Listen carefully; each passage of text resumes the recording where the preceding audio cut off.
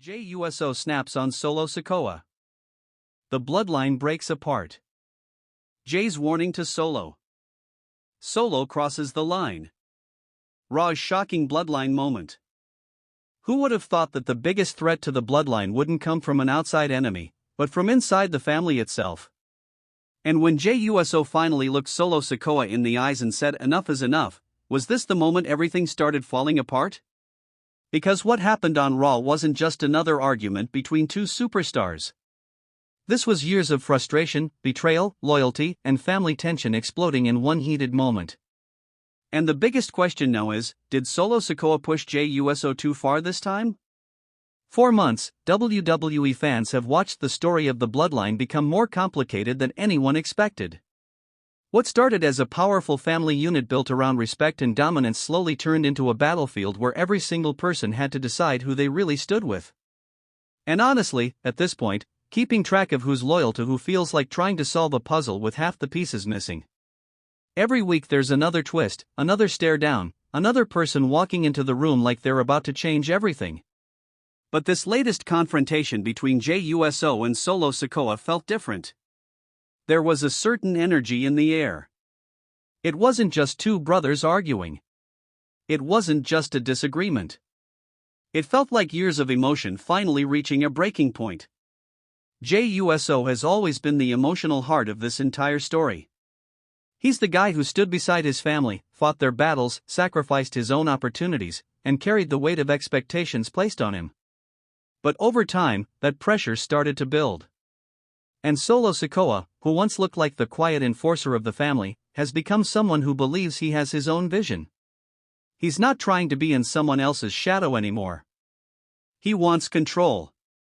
He wants respect. And he's willing to make some uncomfortable decisions to get there. That's where everything started to collide.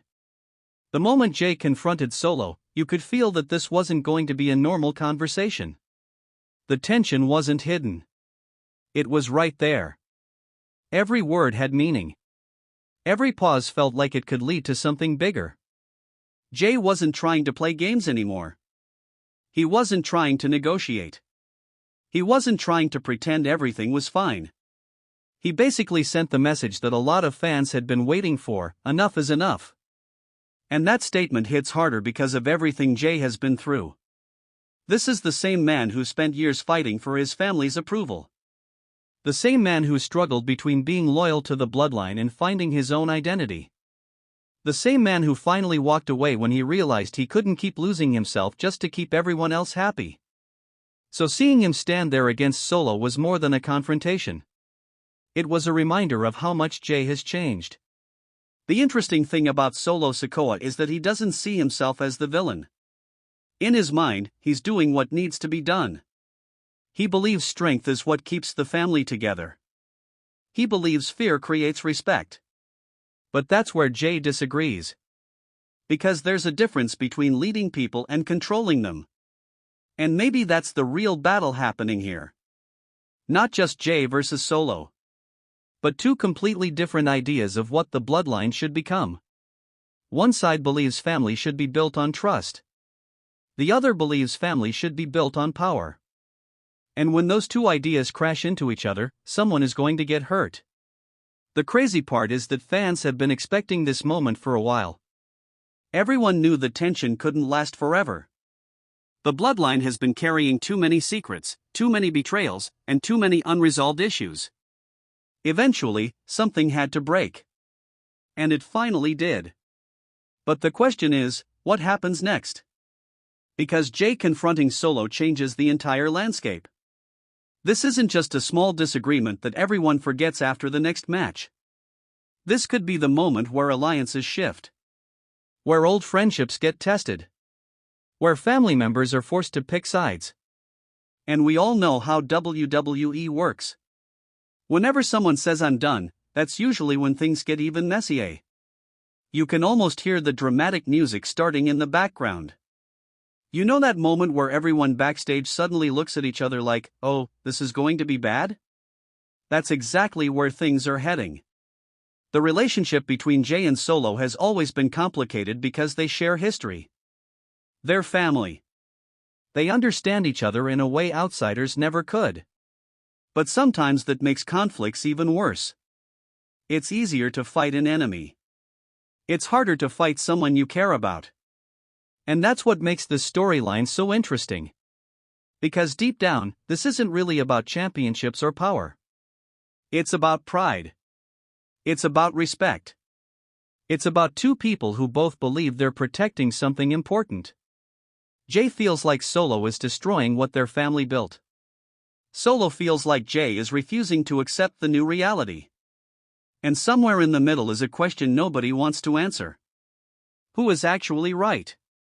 That's what makes wrestling stories like this work. The best rivalries aren't always about good versus evil. Sometimes it's two people who both have reasons for what they're doing. Sometimes the line between hero and villain gets blurry. And right now, that line is disappearing completely.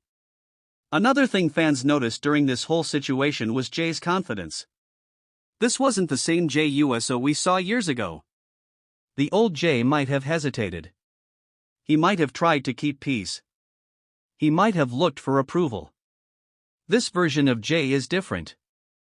He knows who he is. And that's probably what makes Solo uncomfortable. Because when someone stops needing your approval, you lose a certain amount of control over them. That's a dangerous thing in any relationship, especially one built around power. Now, let's talk about Solo for a moment because he deserves credit for one thing. He has completely embraced this colder, more aggressive side of himself. He's no longer just the younger family member following orders. He's trying to create his own legacy. The problem is, the path he chose has consequences. And those consequences might be losing the very people he wanted beside him. Because power can get you respect, but it doesn't always get you loyalty. And that's the lesson the Bloodline keeps learning over and over again. You can demand people stand beside you. But you can't force them to believe in you. The big question now is whether this confrontation was the beginning of the end for the Bloodline or the beginning of something even bigger. Could Jey finally be the person who breaks Solo's control? Could Solo prove that his methods work? Could another family member step in and completely change the situation? Because with the Bloodline, nothing stays simple for long. And if history has taught WWE fans anything, it's that when this family gets involved, there's always another surprise waiting. So now I want to hear from you. Do you think Jey Uso was right to confront Solo Sikoa, or do you think Solo is actually trying to do what's best for the family? And who do you think has the most power in the Bloodline right now? Drop your thoughts in the comments because this is one of those storylines where every fan has a different theory, and honestly, that's half the fun. If you enjoyed this breakdown,